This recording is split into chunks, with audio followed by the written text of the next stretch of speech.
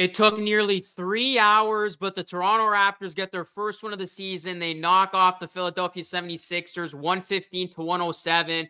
The Raptors getting the better of Nick Nurse and company. I know there was no Embiid, no George, but this was an impressive turnaround by the Raptors. They needed this bounce back performance. I'm going to talk about it. Drop a like on the video, subscribe to the channel for more post-game videos just like this. That was a marathon of a game to get through. I mean, I have never seen a game like that. The Raptors and Sixers almost played for 3 full hours, and there was 43 combined turnovers, 66 combined fouls, and 99 combined free throw attempts. I thought this game was never going to end, especially there at the end. Nick Nurse was not giving up, relentlessly just fouling, extending the game, doing whatever he could to have his Sixers team come back. And it did get interesting there at the end, but the Raptors, they close the door, they hold on, they survive, and they get this win. I mean, this was just a total team effort. What a nice performance.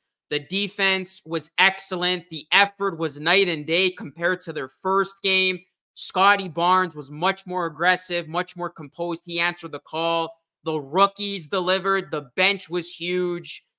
A lot of good things for the Raptors displayed in this one. And I first want to talk about Scotty Barnes. All eyes were on him. It was a disappointing start to his season. In this one, he only took 11 shots, but I thought Barnes did a really good job of being aggressive, getting to the free throw line. He had 13 free throw attempts, going 11 to 13 from the foul line, and I can live with that.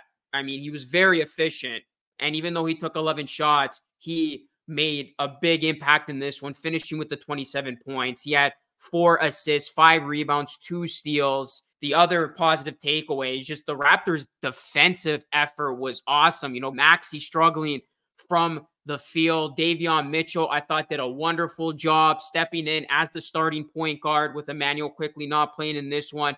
Mitchell, he did a good job with his defense, facilitating. He did have 8 points. He was able to hit 2 threes early on in this game, so that was great to see. He did foul out, but he did a really, really good job filling in for quickly. And then how about the rookies? Jamal Shead, dog, just defensive intensity, bringing it. He had 11 points in this one.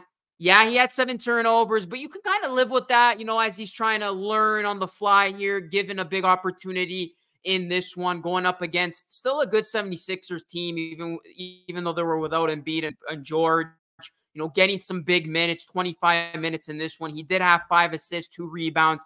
I thought Shed, Mogbo, and Battle did a terrific job. They really took advantage out there, and it was the bench that was another big X factor in this game. Battle, sharpshooter, came alive in the fourth quarter, 10 of his 12 points in the final frame. He hit 2 huge threes, which really gave the Raptors some nice breathing room in the fourth. And then Jonathan Mogbo, player of the game, in my opinion. I know Barnes had 27. Gotta shout out Perdo. He had 19 points, 9 rebounds, 4 blocks. He came up in a big way after his disaster performance in game 1.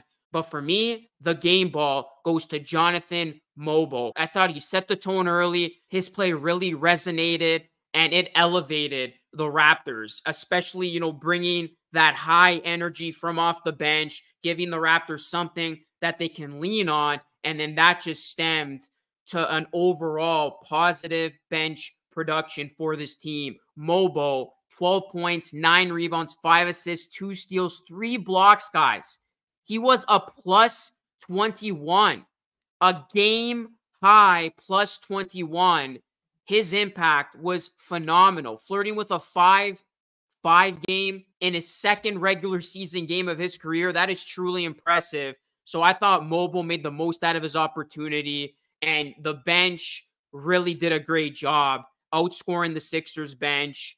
And this was just a really good effort from this Raptors team. And the defense, especially the defense, finally coming to play, finally showing you something. Darko Rajakovic talking at large about how the defense was a point of emphasis, point of attack defense, ball pressure, just disrupting the opposition, making things difficult.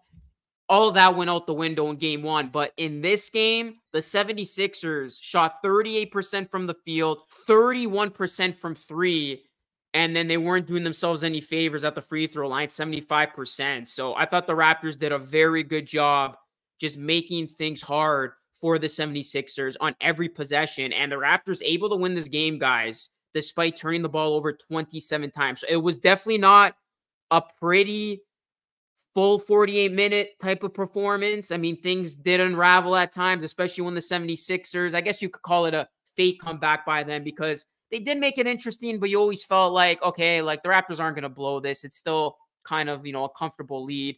But we saw there at the end, especially when Nick Nurse made the in-game adjustments, pressing the ball a lot more and going to that zone, things starting to unravel a bit. But the Raptors, yeah, they had times where they were careless with the basketball, sloppy with it, the turnover number way too high, but they still showed you a lot of good things. And I mean, points in the paint after getting hammered in that department against the Cavaliers. I know there was no Embiid in this one, but outscoring them in the paint 56-30.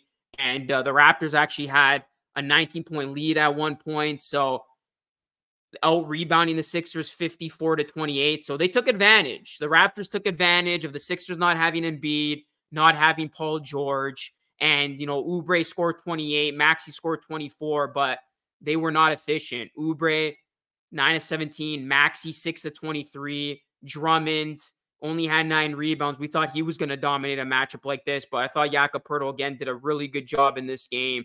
And the Sixers bench, I was looking at this bench as being maybe an issue, especially when you look at Yabusele, Eric Gordon, but these guys were held in check, especially Yabusele and Gordon. And then you look at Martin too, 2 points in just 24 minutes of action. So this was a nice win for the Raptors. And they needed this, guys, because you didn't want to see this team come flat again, fall on their face, and lose to a team that, let's call it for what it is, they should have won this game. I know they were in favor to win this game, but I said it on the pod the other day with Valento, the Raptors needed to win this game.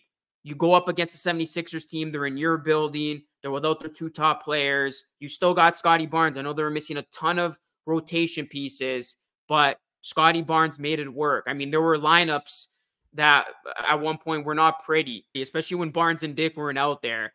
So the Raptors, they were able to get it done despite being as shorthanded as they were. And the only thing I'll say is, unfortunately, this game went longer than you would have liked, because the Raptors are going to have to jump on the plane and get to Minnesota, which is going to be a tough game, especially since Minnesota had the day off. Raptors, second out of a back-to-back tomorrow, their first back-to-back of the season. They're going to be in Minnesota taking on a really good Timberwolves team. So, look, this is going to be a good early season test for this young team. That is it for this post-game video, guys. What were your thoughts about this one? Drop a like on the video, subscribe to the channel if you are new. That's it for me. It's Luke signing off. Thanks so much for watching. I will catch you all again in the next one.